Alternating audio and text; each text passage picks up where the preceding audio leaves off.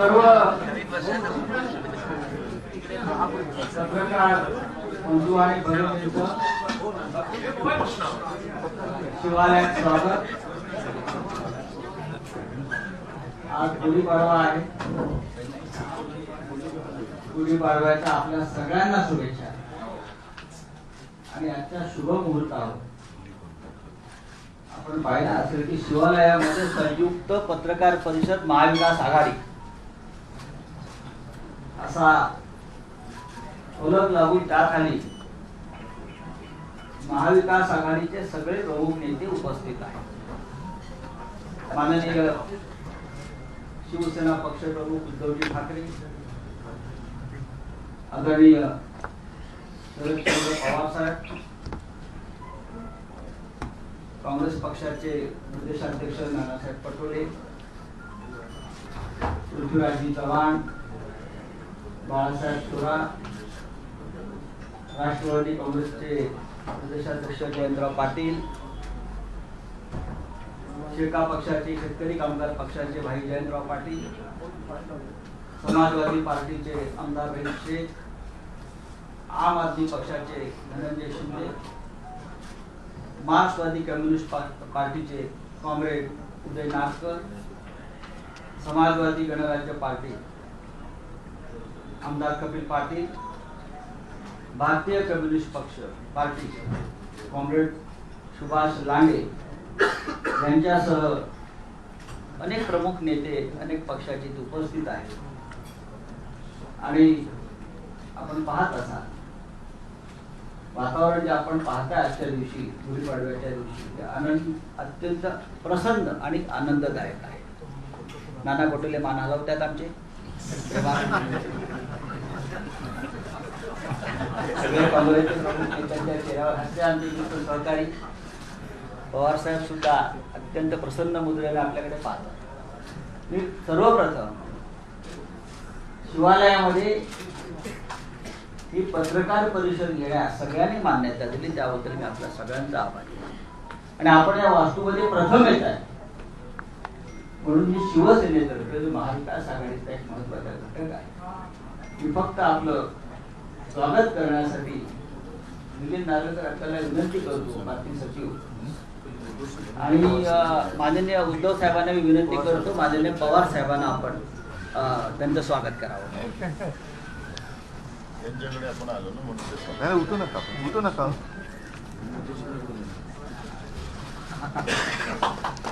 माननीय मी उद्धवजींना विनंती करतो नाना पटोले फिरवू नका.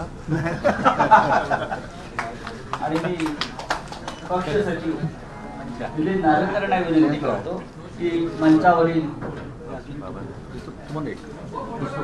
पृथ्वीराजजी देशमुख, चव्हाण,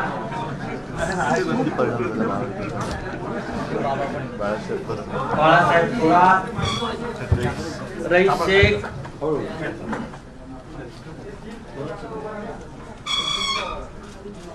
श्री रहीम शेख,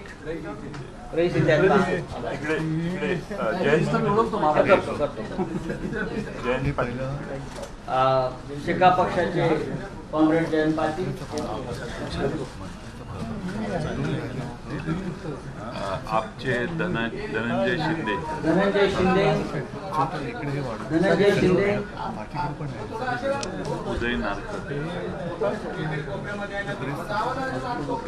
उदय नारकर, कॉम्रेड ढवळे, आमदार कपिल पाटील तिथे आहेत. नारकर आणि लांडे, कॉम्रेड सुभाष लांडे,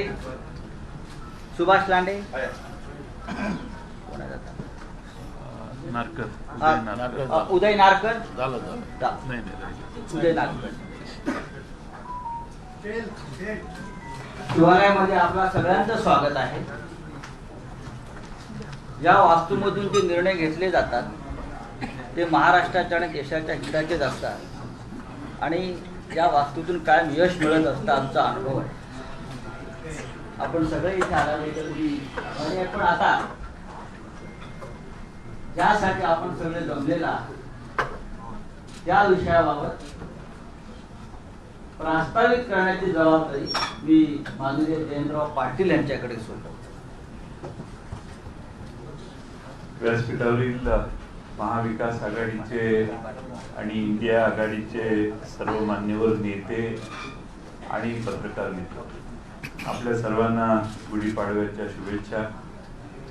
गेले अनेक महिने अनेक बैठकांमध्ये महाराष्ट्रातली महाविकास आघाडी आमच्या सर्व मित्र पक्षांच्या बरोबर चर्चा करत होती. देशात इंडिया आघाडीच्या काही बैठका झाल्या, त्यातूनही महाराष्ट्रातला हा अलायन्स व्हावा याबद्दल 2-3 वेळा चर्चा इंडिया आघाडीत दिल्लीच्या स्तरावर झाली. आमच्या बैठका होत असताना आपणा सर्वांना बऱ्याच मोठ्या अशा बैठकांना उपस्थित थांबावं लागलं. बराच काळ तुम्ही देखील आमच्या या आघाडीच्या बैठकांना जणू काही उपस्थित होता. असंच जवळपास 3-3, 4-4, 5-5 तास आपण आमच्या बैठकीच्या बाहेर दिसत राहिलात. आपणही मोठं सहकार्य केलं. आज मला सांगायला आनंद होतोय की गुढीपाडव्याच्या शुभ मुहूर्तावर महाराष्ट्रातल्या जनतेच्या मनातली ही इंडिया आघाडी आणि महाविकास आघाडी ही आज विजयाची मुहूर्तमेढ करते आणि आम्ही सगळ्यांनी एकत्रित येऊन गेले काही दिवस ज्या चर्चा केल्या त्याला पूर्ण विराम देऊन पूर्ण ताकदीनं सर्व घटक पक्ष एकत्रित येऊन आजपासून या निवडणुकीच्या प्रचाराच्या शुभारंभापासून सगळ्याच गोष्टी आजपासून होत आहेत. आणि म्हणून आजचा शुभ मुहूर्त आपणा सर्वांना हा निश्चितच महाराष्ट्राच्या विजयाची, इंडिया आघाडीच्या आणि महाविकास आघाडीच्या विजयाची मुहूर्तमेढ करणारं ठरेल.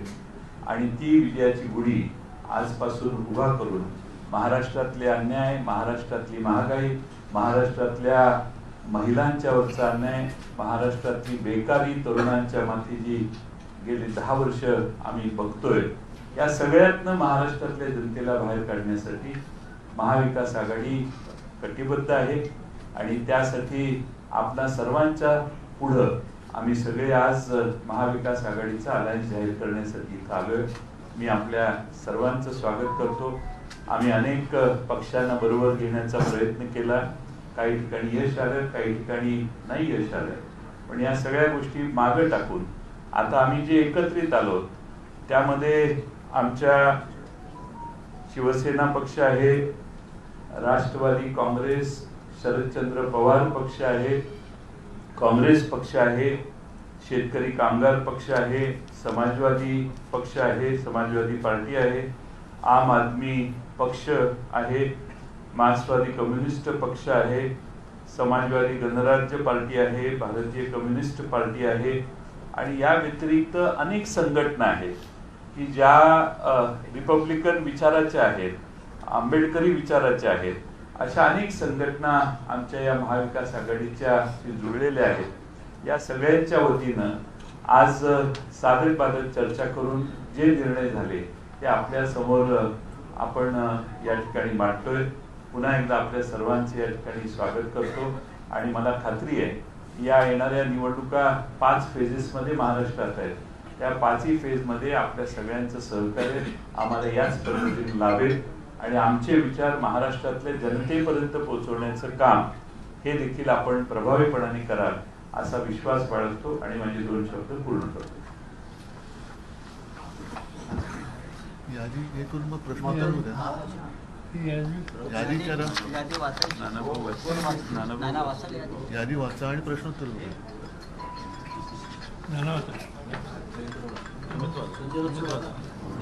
त्यांना आमच्या महाविकास आघाडीचे जॉईंट प्रवक्ते आहेत. जॉईंट संजय अशी आहे. येतो मी नाही, हा आपण दिसत बरे, नाही. हा बरोबर. हा आज आपण ज्यासाठी आलेला आहे तो आपल्या मनातला मुख्य प्रश्न आहे की जागा वाटप कसं झालं किंवा कोण किती जागा कुठे घेत आहे. खरं म्हणजे ही जबाबदारी आम्ही नानाभाऊ पटोले यांच्यावर दिली होती. नानासाहेब, तुम्ही आपलं जे जागा वाटप आहे ते जाहीर करा. नानांचं म्हणणं आहे की ते जबाबदारी त्यांनी द्या इकडे पटापट ते वाचून दे, नावाचं वाचून दे, मग आपण बोलतोच ना, प्रश्नोत्तर करू. प्रश्नोत्तर होऊ ना. तुम्ही वाचा. अजून त्या नाही कशाला. सर्वप्रथम मी काँग्रेस ज्या जागा महाराष्ट्रात महाविकास आघाडी म्हणून लढवत आहे ते मी आपल्या समोर ठेवतो. नंदुरबार त्या काँग्रेसच्या जागा निवडतो. नंदुरबार, धुळे, अकोला, अमरावती, नागपूर, भंडारा गोंदिया, गडचिरोली चिमूर, चंद्रपूर, नांदेड, जालना, मुंबई नॉर्थ सेंट्रल, उत्तर मध्य, जिथे अनेक वर्ष प्रियादर निवडणुका लढत आहेत तो म्हणजे तुमच्या माहितीसाठी तो सुनील दत्त होते. पुणे, लातूर, सोलापूर, कोल्हापूर, रामटेक आणि नॉर्थ मुंबई, उत्तर मुंबई या 17 जागांवर काँग्रेस लढेल. आता राष्ट्रवादी काँग्रेसची यादी साधारण अशी आहे.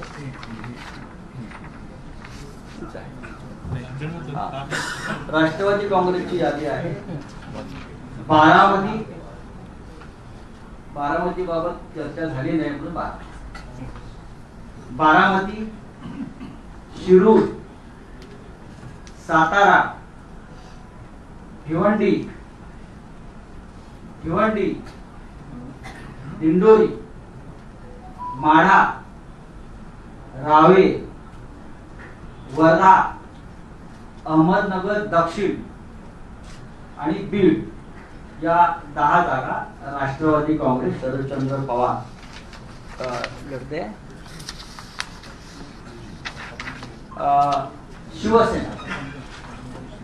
शिवसेनेच्या जागा अशा आहेत साधारण. जळगाव, परभणी, नाशिक, पालघर, कल्याण, ठाणे, रायगड, मावळ, धाराशिव, रत्नागिरी, बुलढाणा, हातकणंगले, संभाजीनगर, शिर्डी, सांगली, हिंगोली, यवतमाळ, वाशिम, मराठी कुठे गेला? मुंबई नॉर्थ वेस्ट मराठीत केलं होतं. हा मुंबई नॉर्थ म्हणजे दक्षिण मध्य.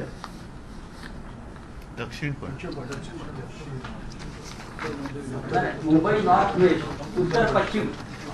मुंबई नॉर्थ वेस्ट उत्तर पश्चिम म्हणजे अमोल कीर्तीकर आपले लढणार. North west. मुंबई दक्षिण मध्य. मुंबई दक्षिण मध्य म्हणजे मुंबई साऊथ सेंट्रल. नंतर मुंबई दक्षिण, मुंबई साऊथ या साधारण 21 जागा शिवसेना लढते. आणि मुंबई ईशान्य या 21 जागा शिवसेना साधारण. शिवसेना 21 जागा लढते. शिवसेना 21, काँग्रेस पक्ष 17 आणि राष्ट्रवादी काँग्रेस पक्ष 10 जागांवर लढते. आणि अत्यंत या जागांचं वाटप हे अत्यंत खेळीमेळी सहजरित्या झालेलं आहे. आणि या 48 जागांवर कशा प्रकारे प्रचार यंत्रणा एकत्र राबवेल या संदर्भात आता काही वेळापूर्वी आपण चर्चा. धन्यवाद. आता आपण मी माननीय शरद पवार साहेबांना विनंती करतो. संजय, प्रश्नोत्तर काय असेल जर आपल्याला काही संवाद साधायचा असेल प्रमुख नेत्यांशी तर आपण सुरू करा. सांगलीचा आवाज म्हटलं सांगली जागा शिवसेनेला देण्यात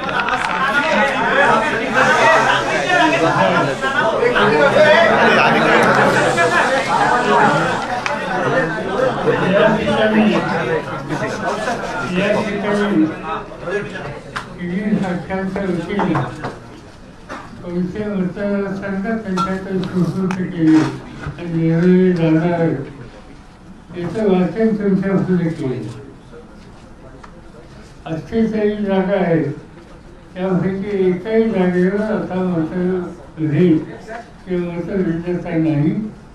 तुमचं एक वर्षाचं आहे त्यामुळे ते सांगली असेल किंवा आणखी काय असेल याचं जे वाचन केलं त्या सगळ्याचा निर्णय एक वर्षांनी झालेला आहे. पण तुम्ही सगळे एकत्र या ज्या जागा आहेत कारण की आता खालच्या कार्यकर्त्यांना तशा पद्धतीचा संदेश दिलाय का कारण की चर्चा अशी खाली जी आहे ते जागा वाटप करत असताना वरती जरी निर्णय झाला असला तरी खाली कार्यकर्ते ते पद्धतीने काम करतील. पहिल्या प्रथम नव्या वर्षाच्या आपल्याला सर्वांना शुभेच्छा देतो आणि आपल्या माध्यमातून महाराष्ट्रातीलच नव्हे तर संपूर्ण देशाच्या जनतेला हे नवीन वर्ष अत्यंत सुखाचं, समृद्धीचं, आनंदाचं आणि हुकुमशाही नष्ट होण्याचं जावो या शुभेच्छा देतो. साहजिकच आहे युती किंवा आघाडी म्हटल्यानंतर जागा वाटपाबद्दल शक्य असेल तिथपर्यंत आम्ही चर्चा करत असतो आणि तो प्रत्येकाचा अधिकार असतो. मात्र एक क्षण असा येतो की त्यावेळेला एकमेकाला समजून घेऊन जागा वाटप जाहीर करून प्रत्यक्ष निवडणूक जिंकण्याची तयारी सुरू करावी लागते आणि तो क्षण आता आज आलेला आहे. सर्वांच्या मनातल्या शंकांना आजच्या या पत्रकार परिषदेतून उत्तरं मिळाली असतील आणि आपण जो काही विचार करता की खालच्या पातळीवरती वगैरे असं काही नसतं. इच्छा ही सगळ्यांची असते, महत्वाकांक्षाही असते, त्याच्याबद्दल काही तो गुन्हा नाही, अपराध नाही.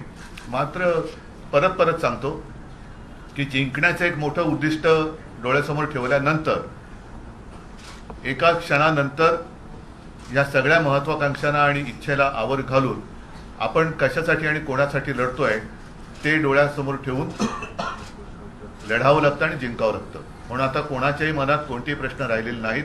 सगळेजण जोमाने कामाला लागलेले आहेत आणि आपल्यासमोर येण्याच्या आधी आणि नंतर सुद्धा आम्ही आता महाविकास आघाडीचा एकत्रित कार्यक्रम कसा असेल त्याबाबत चर्चा करून त्याच्याही तारखा जाहीर केल्या जातील. 7 जागावरील उमेदवार घोषित करणं बाकी आहे तर कधी केलं जातील उर्वरित राष्ट्रवादी आणि आता शिवसेना ज्या 21 जागा लढते त्या 21 मी उमेदवार जाहीर केलेले आहेत. काँग्रेस आणि राष्ट्रवादी त्यांना ज्या वेळेला वाटेल 1-2 दिवसात ते जाहीर करतील.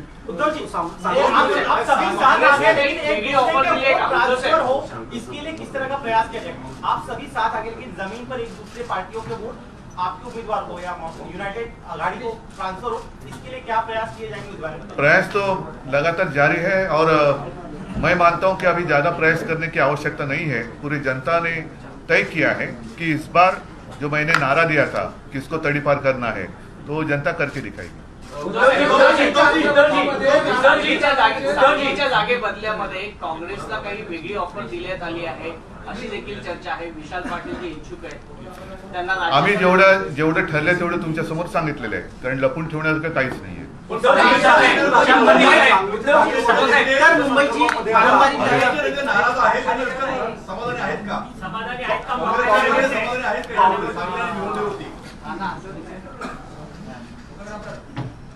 काँग्रेस हा राष्ट्रीय पक्ष आहे. स्वातंत्र्याच्या लढ्यामध्ये काँग्रेसचंच मोठं योगदान आहे. हे कोणाला आता म्हणजे इतिहासामध्ये मला जायचं नाही आहे. आमचे नेते राहुलजी आणि आमच्या नेत्या सोनियाजींना या तानाशा सरकारने केंद्रातल्या काय ट्रीटमेंट दिलं हे आमचे सगळे काँग्रेसचे कार्यकर्ते आणि देशाची जनता या सगळ्या ट्रीटमेंटला समजून आहे, या अपमानाला समजून आहे. सोनियाजींची तब्येत चांगली नसताना सुद्धा त्यांना त्या ईडीच्या ऑफिसमध्ये तासोनतास बसवून ठेवलेला आहे. हा देशातला काँग्रेसचा कार्यकर्ता आणि देशातली जनता विसरलेली नाही आहे. आणि म्हणून ह्या तानाशा प्रवृत्तीच्या विरोधात जी लढाई काँग्रेसने सुरू केलेली आहे त्याच्यामध्ये जे आमचं इंडिया आघाडी आहे, आमचं राज्यामध्ये महाविकास आघाडी आहे, जागा वाटपाचा हा तिढा जो आहे हा जो आम्ही आज संपुष्टात आणलेला आहे, मोठं मन करून आमच्याही कार्यकर्त्यांनी देशामध्ये भाजपचं सरकार आणि नरेंद्र मोदीचं सरकार हे सत्तेतून बाहेर काढण्याच्या दृष्टिकोनातला एक प्रयत्न आम्ही सुरू केलेला आहे. आणि महाविकास आघाडी म्हणून महाराष्ट्रातून भाजपचं पानिपत करणं, त्याला सत्तेच्या बाहेर काढणं आणि राज्याच्या जनतेला, कारण की आज राज्यातलं जे सरकार आहे भ्रष्टाचारी सरकार आहे, केंद्रातलं सरकार हे भ्रष्टाचारी सरकार आहे. झुटो के सरदार असं व्याख्या दिली तर आजकाल चंद्रपूरमध्येही आपण पाहिलं की म्हणजे पुन्हा म्हणजे काँग्रेसने जो जाहीरनामा सामाजिक न्यायाचा दिला त्याला मुस्लिम लीगशी जोडतात आहेत, तर यांची पातळी किती खाली गेली हे आपल्याला पाहायला मिळते आहे. जनगणना हा या देशातल्या प्रत्येक बहुजनांचा, शोषित पीडितांचा तो अधिकार आहे. राहुल गांधीजींनी ती भूमिका मांडली, यांच्या पोटात दुखायला लागलं, त्याला मुस्लिम लीगशी जोडायचं कारण काय? मुस्लिम लीगने या देशाला तोडलं, फाळणी केली. यांचा जो एक अजून आहे हिंदू महासभा, त्यांनी पण या देशाच्या या व्यवस्थेमध्ये फाळणीमध्ये त्यांचं मोठं योगदान आहे. पण मुस्लिम लीगचा उल्लेख करण्याच्या मागचा यांचा उद्देश काय? या राज्यामध्ये आणि या देशामध्ये सामाजिक न्यायाची भूमिका नसली पाहिजे ही भाजपची मानसिकता आहे. ते काल नरेंद्र मोदींच्या देशाच्या प्रधानमंत्र्यांच्या वक्तव्यातून स्पष्ट झालेलं आहे. त्याच्यामुळे काँग्रेस या महाविकास आघाडीमध्ये जे सांगली, भिवंडी आपल्या जागेचा उल्लेख आपण करताय, आमचे सगळे कार्यकर्ते एकजुटीनं महाविकास आघाडीच्या उमेदवाराला जिंकून आणण्यासाठी पूर्ण प्रयत्न करणार. आपण जे काही प्रश्न विचारताय की मतं तुमची एकमेकाला जातील का, बिलकुल जाणार. कारण की राष्ट्रवादी आणि शिवसेना हे जे ओरिजिनल पक्ष आहेत त्यांचे दोन्ही नेते आमच्याजवळ बसलेले आहेत. काल नरेंद्र मोदी सांगतात की हा नकली शिवसेना आहे. बाळासाहेब ठाकरेंच्या निर्माण केलेला हा जो शिवसेना आहे त्याच शिवसेनेला नकली शिवसेना म्हणायचं आणि केंद्रीय तपास यंत्रणेचा दुरुपयोग करून, सत्तेचा दुरुपयोग करून शिवसेनेला जे तोडलं गेलं, राष्ट्रवादीला तोडलं गेलं, हे राष्ट्रवादीचे कार्यकर्ते किंवा शिवसेनेचे ओरिजिनल कार्यकर्ते हे विसरणार नाही आहे. त्यामुळे मत ट्रान्सफरचा हा जो प्रश्न तुम्ही उपस्थित केला हे कुठलाही नाही. तीनही पक्षाचे कार्यकर्ते आणि खाली नेते हे जॉईंटली ही लढाई लढतील आणि महाराष्ट्रामध्ये आमच्या महाविकास आघाडीचे सगळे उमेदवार जिंकून येतील अशी परिस्थिती आहे. आज पहिल्या फेजमध्ये ज्या 5 लोकसभेच्या निवडणुका होतात त्या 5ही महाविकास आघाडी म्हणून आम्ही जिंकणार अशी परिस्थिती आज विदर्भामध्ये आहे. 30 लाट पूर्ण महाराष्ट्रामध्ये आपल्याला पाहायला मिळते. लोकांनी निवडणूक हातात घेतलेली आहे, जनतेने निवडणूक हातात घेतलेली आहे. काल तर तिथं पैसे देऊन लोक आणली चंद्रपूरला. लोक नरेंद्र मोदींचं भाषण सुरू झालं, लोक उठून चालली होती. ठीक आहे, आपले कॅमेरे तिकडे फिरत नाही, तो भाग वेगळा आहे. पण मी तुम्हाला सांगतो की कालची जी परिस्थिती पाहिली आणि मोदींजींचं जे रटाळ भाषण जे आहे, कायम काँग्रेसला शिवा देणं, मुस्लिमांना शिवा देणं, विभाजनाची वृत्ती ठेवणं, जनतेला काय देणार आहे तुम्ही? महाराष्ट्रामध्ये सगळ्यात जास्त शेतकऱ्यांच्या आत्महत्या होत्या, त्याच्यावर का नाही बोललेत? महागाईवर का नाही बोललेत? बेरोजगारीवर का नाही बोललेत? गरिबांबद्दल का नाही बोललेत? ते प्रश्न त्यांचा विषय नाही. आज देशाच्या प्रधानमंत्र्यांकडून जे काही अपेक्षा होत्या त्या सगळ्या भंग झालेल्या आहेत आणि यांचे उमेदवार नरेंद्र मोदींसाठी मत मागतात. कशासाठी? नरेंद्र यांचे सगळे संपलं यांचं काम, ते नरेंद्र मोदीला मतदान करावं असं भाषण राज्यातले नेते आणि त्यांचे उमेदवार करतात आहेत. जसं अल्लाह के नाम से दे दे बाबा असं वाला जे आहे ना मंत्र, तसंच परिस्थिती चाललेली आहे. पण नरेंद्र मोदींसाठी कशाला, त्यांना मत कशाला लोक करतील? महाराष्ट्रात शेतकरी सुखी नाही, बेरोजगार सुखी नाही, गरीब नाही, कोणी सुखी नाही, कशाला नरेंद्र मोदीला लोक मत मारतील? त्याच्यामुळे जी परिस्थिती भाजपची झालेली आहे आणि खरं तर आम्हाला आमचं संविधान आणि लोकशाही आमच्यासाठी महत्त्वाची आहे, त्यासाठी आम्ही ही लढाई आहे. आणि महाराष्ट्रामध्ये आज जी काही परिस्थिती आहे लोकांनी ते मानस केलेलं आहे. मतविभाजनाचे राजकारण जे बीजेपी करते आहे त्यालाही यावेळेस पूर्णविराम लागणार आहे. हे तुम्हाला निकालाच्या निर्णयामध्ये पाहायला मिळणार.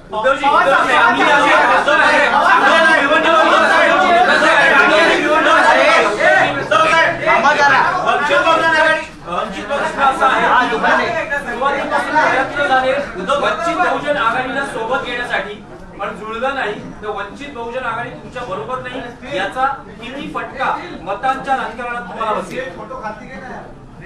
बघा, एक गोष्ट तुम्हाला पहिला प्रथम सांगितली गेलेली आहे. मला वाटतं जयंतराव आपण बोललात की ही महाविकास आघाडी जास्तीत जास्त व्यापक कशी होईल त्या दृष्टीने आम्ही आटोकाट प्रयत्न केले. आणि मला खरंच ह्या सर्व आमच्या सहकाऱ्यांना धन्यवाद द्यायचे आहेत, कारण त्यांनी एकही जागा न मागता पूर्णपणाने देशाच्या घटनेचं रक्षण करण्यासाठी आणि लोकशाही वाचवण्यासाठी एक ताकद जी आम्ही उभी करतो त्या ताकदीमध्ये त्यांची सुद्धा ताकद ही जोडली. मला त्यांना खरंच मनापासून धन्यवाद द्यायचे. नुसतं तोंडावरती मी बोलत नाही, पण एकही जागा न मागता त्यांनी ही भूमिका स्वीकारली. आमची अपेक्षा अशी होती की प्रकाशजी सुद्धा आमच्या महाविकास आघाडीत येतील, त्यांना काही जागा आम्ही देऊ केल्या होत्या.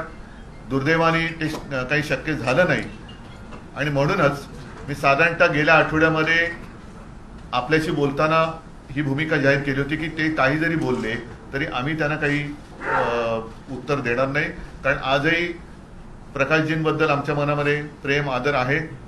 त्यांनी सुद्धा संविधान रक्षणासाठी एक दिलदारी किंवा मोठी भूमिका घेण्याची आवश्यकता आहे असं आम्हाला आजही वाटतं, पण आत्ता तरी ते शक्य झालेलं नाहीये. भविष्यात काय कसं घडेल आपण बघू.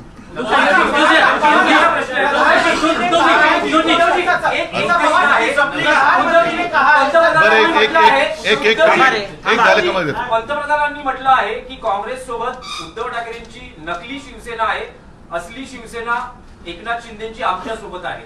बघा, काल 3 गोष्टीचा एकत्रित एक योग होता विचित्र. एक सूर्यग्रहण होतं, अमावस्या होती आणि यांची सभा होती. असा योग पहिला प्रथम आपल्या देशामध्ये होता. फार विचित्र योग होता, असं सगळे एकत्र येणं. याच्या पुढे मी आपल्या सर्व प्रसार माध्यमांना एक मुद्दा म्हणून सांगणार आहे की काल जे भाषण झालं ते देशाच्या पंतप्रधानांचं नव्हतं. ज्याला शिवसेना प्रमुख कमळाबाई म्हणायचे, साक्षीदार माझ्या बाजूला बसलेत कारण त्यांनी स्वतःचा अनुभव सांगितलेला आहे. आणि मी त्या पक्षाला भाकड, भेकड, भ्रष्ट जनता पक्ष असं म्हणतो. त्या भाकड किंवा भ्रष्ट जनता पक्षाचे एक नेते नरेंद्र मोदी, कारण निवडणूक प्रचार जर पंतप्रधान एका पक्षाचा करायला लागले तर घटनेवरती हात ठेवून जी आम्ही शपथ घेतो त्या शपथेचा तो भंग होईल. आणि म्हणूनच मला असं वाटतं की कालचं त्यांचं जे भाषण हे भाकड जनता पक्षाच्या एका नेत्याचं होतं, कारण ते अध्यक्ष सुद्धा त्या पक्षाचे नाही आहेत. आम्ही यापुढे जे त्यांना उत्तर देऊ ते कृपा करून माननीय पंतप्रधानांना उत्तर दिलं असं कोणी समजू नये, कारण देशाच्या पंतप्रधानांचा अपमान आमच्याकडनं कदापि होणं शक्य नाही. आमचे राजकीय जे विरोधक आहेत त्याच्यामध्ये हा भेकड जनता पक्ष आहे. भेकड मी एवढ्यासाठी म्हटलं की शासकीय यंत्रणेचा दुरुपयोग करून हे देशभक्त पक्षांना सतवत आहेत, त्यांच्यावरती धाडी टाकतायत, अटका करतायत, धमक्या देत आहेत. यांच्यात ताकद नाही म्हणून मी यांना भेकड म्हटलं. भाकड एवढ्यासाठी म्हटलं कारण यांच्याकडे कोणी नेता निर्माण झालेला नाहीये. आदर्श अशोकरावांचा वेगळा, पण त्या व्यतिरिक्त विचारांचा आदर्श हे देऊ शकलेले नाहीये. आणि भ्रष्ट एवढ्यासाठी म्हणतो की संपूर्ण देशातले भ्रष्ट ते तुका मिळवावा आणि भाजपा पक्ष वाढवावा असं त्यांचं धोरण आहे. एनडीए पूर्वी एक ताकदवान एक आघाडी होती, आता हा ठिगळ्यांचा पक्ष झालेला आहे. ठिगळं जोडून ते एनडीए करतायत. नकली सेनेबद्दल म्हणाल तर ज्या वेळेला माननीय हिंदू हृदय सम्राट शिवसेना प्रमुखांनी शिवसेनेची स्थापना केली तेव्हा कदाचित मोदीजी हिमालयात असतील, मला नक्की कल्पना नाही. आणि आता त्यांनी येऊन म्हणजे महाराष्ट्राच्या बाहेरच्या माणसांनी येऊन महाराष्ट्रातल्या जनतेला असली सेना आणि नकली सेना म्हणायचं हे कहर झाला. ह्यांचा पक्ष हा खंडणीखोर पक्ष आहे. आता जे निवडणूक रोख्यांचा जो विषय सगळीकडे आलेला आहे, चंदा दो आणि धंदा लो, आणि काही ठिकाणी धाडी टाकून निवडणूक रोखे हे कसे जोर जबरदस्तीने, म्हणजे पूर्वी मुंबईमध्ये एक असं वातावरण होतं की मारुती 1000 ही गाडी नव्याने आली होती. मारुती 1000 गाडी घेतल्याबरोबर कोणत्या तरी भाईचा फोन जायचा आणि त्याच्याकडनं खंडणी उकळली जायची. तशी खंडणी गोळा करणारे हे एक केंद्र झालेलं आहे. आणि या खंडणीखोर पक्षाचे हे नेते काल येऊन शिवसेनेला नकली ठरवून गेले. त्यांना मला सांगायचे की कृपा करून तुमचा सगळा जो काही इतिहासाचा अभ्यास आहे तो तपासून बघा. 2019 साली तुमच्याच पक्षाचे तत्कालीन अध्यक्ष अमित शहा हे शिवसेना प्रमुखांच्या फोटोसमोर लोटांगण घालायला मातोश्रीत आले होते. तेव्हा सुद्धा मीच होतो. आमची हीच शिवसेना होती. आणि तुम्हाला आता तो सगळा विसर पडलेला जरी असला तरी महाराष्ट्रातल्या जनतेला तो विसर पडलेला नाही. मला असं वाटतं की खंडणीखोर पक्षाच्या एका नेत्याने शिवसेनेला असं हिणवणं बरोबर नाही आहे. कारण यांना शिवसेना सुद्धा गुजरातला पळवायची होती, ती मी पळू दिली नाही. म्हणून त्यांच्यासोबत जो चायनीज माल बसलेला आहे त्याच्यातच त्यांचं ते एक सुख मानतायत. तर त्यांचं सुख त्यांना लख लागू.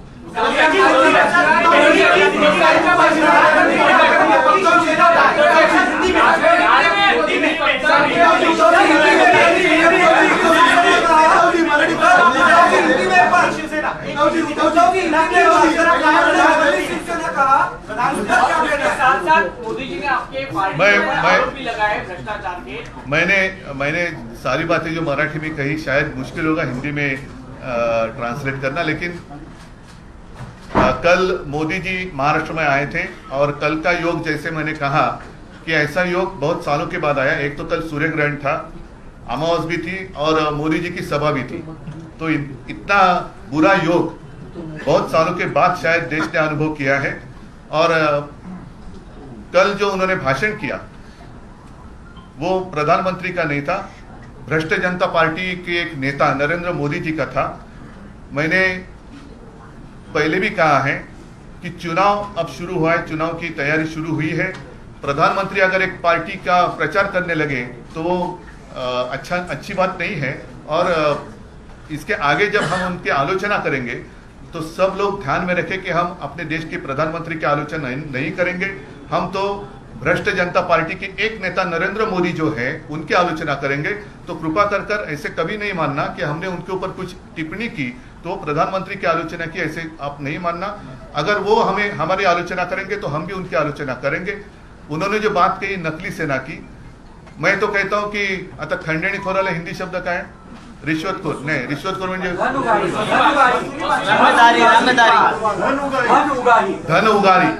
धन उगारी पार्टी के एक नेता नरेंद्र मोदी जी है. सभी लोग जानते हैं कि कुछ दिन पहले इलेक्ट्रल बॉन्ड का जो घोटाला, जो माना जाता है कि पूरी दुनिया का सबसे बड़ा घोटाला या देश का सबसे बड़ा घोटाला है, उस घोटाले का पर्दाफाश जब हुआ तो सब लोगों को पता चला कि कैसे इन लोगों ने, भ्रष्ट जनता पार्टी के लोगों ने डराकर धमकाकर और उनके जो एजेंसीज है ED, CBI, income tax raid करवाकर चंदा लिया है. मतलब चंदा दो और धंधा लो. तो ये तो अभी जो आपने क्या कहा, धन उगाई जो करते हैं नवीन शब्द आहे. वसुली पार्टी आहे, वसुली सेना आहे. त्यांच्यासोबत जी आहे ती वसुली सेना आहे. आणि शिवसेना प्रमुख तो कहते थे कि ये कमलाबाई है. और मैंने तो इनका नामकरण जो किया है, क्योंकि बहुत सारे नाम बदली किए हैं उन लोगों ने, तो मैंने भी उनका नाम बदली किया है. मैं तो उनको भ्रष्ट जनता पार्टी कहता हूँ. भाकड़, भेकड़, अब पता नहीं कितने मराठी के शब्द हिंदी में जैसे के वैसे आते हैं. लेकिन जिस तरीके से उनका प्रचार चल रहा है तो उन्होंने आजू बाजू देखना चाहिए था कि कितने लोग, भ्रष्ट लोग उनके आजू बाजू में बैठे हैं. एक वॉशिंग मशीन उन्होंने खोली जरूर है और एक वॉशिंग पाउडर की एड भी आती थी, दाग अच्छे हैं, याद है ना आपको, दाग अच्छे हैं. तो अच्छे दाग वाले लोग या देखते कि किसके ऊपर दाग है, जिसके ऊपर दाग है वो मोदी जी अपने पार्टी में लेते हैं और उनका सम्मान करते हैं. तो ऐसे रिश्वतखोर और भेकड़ भाकड़ भ्रष्ट जनता पार्टी के नेता अगर मेरी आलोचना करे तो मैं उसकी कोई कीमत नहीं देता.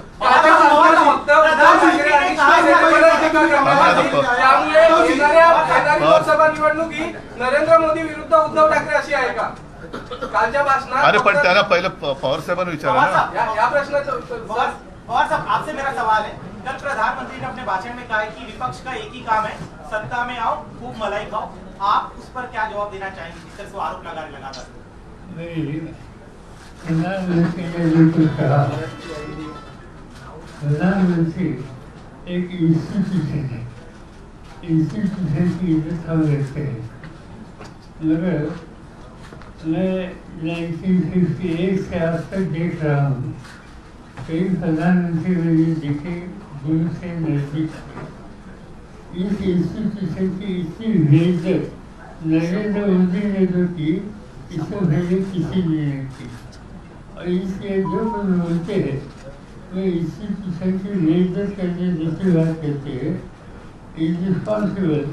प्राइम मिनिस्टर कैसे हो सकता है कि उस पर वैसे हुआ आदमी कैसे हो सकता है, इसका दर्शन उन्होंने किया। उद्धवजी, उत्तर मुंबईची जागा तुम्ही काँग्रेसला सोडलेली आहे, मात्र आपल्याच पक्षाचे विनोद घोसाळकर या ठिकाणी मशालसाठी मतं मागताना पाहायला मिळत होते. पंचाचा प्रचार करणार की त्याची समजूत काढलेली आहे की नाही? हे खरं आहे की विनोद घोसाळकर यांनी प्रचार सुरू केला होता, पण विनोद घोसाळकर हे आमचे कट्टर शिवसैनिक आहेत. साहजिकच आहे, मध्ये जी जागा वाटपाची चर्चा सुरू होती त्यामध्ये उत्तर मुंबई काँग्रेसने लढावी का शिवसेनेने लढावी याच्याबद्दल आमच्यात चर्चा सुरू होती. दिवसामागून दिवस पुढे चालले होते, म्हणून एक तयारी असायला पाहिजे म्हणून विनोदनी तयारी नक्की सुरू केली होती. मात्र आज ही जागा आम्ही काँग्रेसला सोडल्यानंतर माझा तमाम जो तिथला शिवसैनिक आहे विनोद घोसाळकर सह ते महाविकास आघाडीचा उमेदवार निवडून आणण्यासाठी नक्की प्रयत्न करणार. नाना, अशी समजूत आपण विश्वजित कदम यांची काढलेली आहे का? आता ज्या वेळेला आम्ही यादी जाहीर करतो ते व्यवस्थित समजुतीनेच जाहीर करतो, त्याच्यामुळे आता त्याच्यावरती आता चर्चा थांबलेली आहे. आता प्रचाराला सुरुवात झालेली आहे. मला असं वाटतं आणखीन काही प्रश्न असतील वेगळ्या तर विचारा.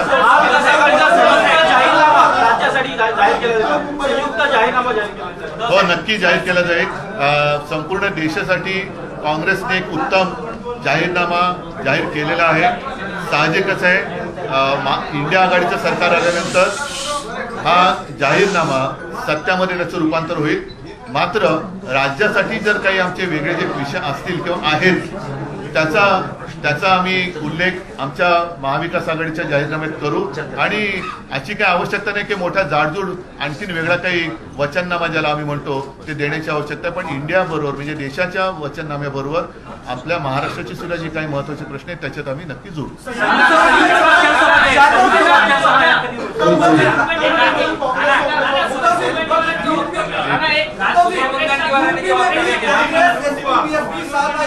लेकिन वोट ट्रांसफर नहीं हुआ था, क्या आप लोगों के लिए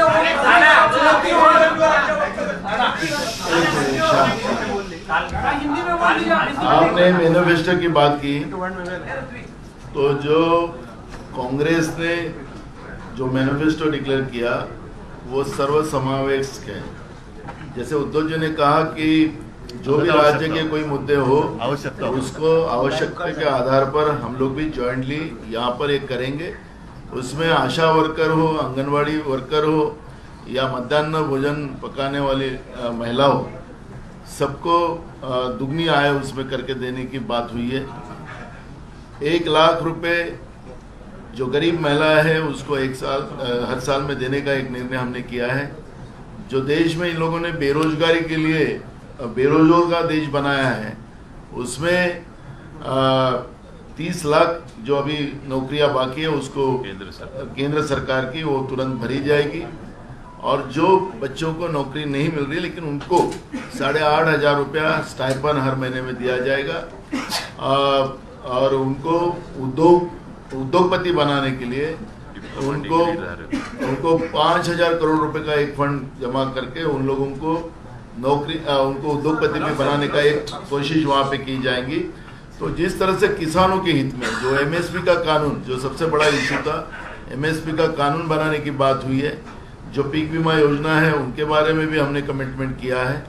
और जो जीएसटी किसानों के ऊपर लगाया गया है वो जीएसटी पूरा खत्म किया जाएगा. तो जो 5 मुद्दे लेके मजदूरों के लिए, युवाओं के लिए, महिलाओं के लिए, किसानों के लिए, सामाजिक न्याय के लिए जिस तरह से हमारा जो मैनिफेस्टो आया है उसमें जो भी, जैसे अभी पुरानी पेंशन का इशू है वो पुरानी पेंशन का भी इशू हमारे राज्य के हम जो ये निकालेंगे अपना जाहिरनामा, उसमें हमारा पुराने पेंशन का भी इशू आएगा और सबको न्याय देने का. और लोग बीजेपी वाले हमको पूछते कि पैसे कहाँ से लाएंगे. इसमें हमें 2 लाख करोड़ रुपया साल का लगेगा. इन लोगों ने तो 16.5 लाख करोड़ का कर्जा मुट्ठी भर उद्योगपति का माफ किया है. तो हमारी सोच जो है इंडिया आघाड़ी की कि देश की जनता का पैसा, आम लोगों का पैसा लोगों तक पहुंचे और वो मुख्य धारा में आए, ये हमारा मैनिफेस्टो है। उनका जो मैनिफेस्टो रहता है कि मुट्ठी भर लोगों के लिए देश चले, वो अब सबको समझ में आ गया है। और इसलिए जो बार बार हमारे मैनिफेस्टो पे उनकी जो जिस तरह से जो तकलीफ उनको हुई है, उसकी उनके भाषण के माध्यम से अपने को समझ में आता है।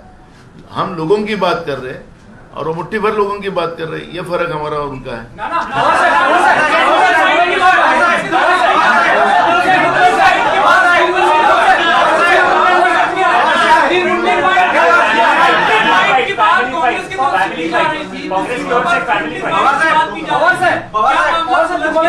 आपण जाहीरनाम्यावरती वेगळी माहिती घेऊ.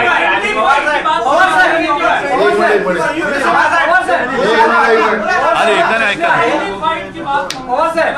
गेल्या वेळेस राज ठाकरे हे भाजप विरोधात होते, अप्रत्यक्षपणे ते विरोधी पक्षांना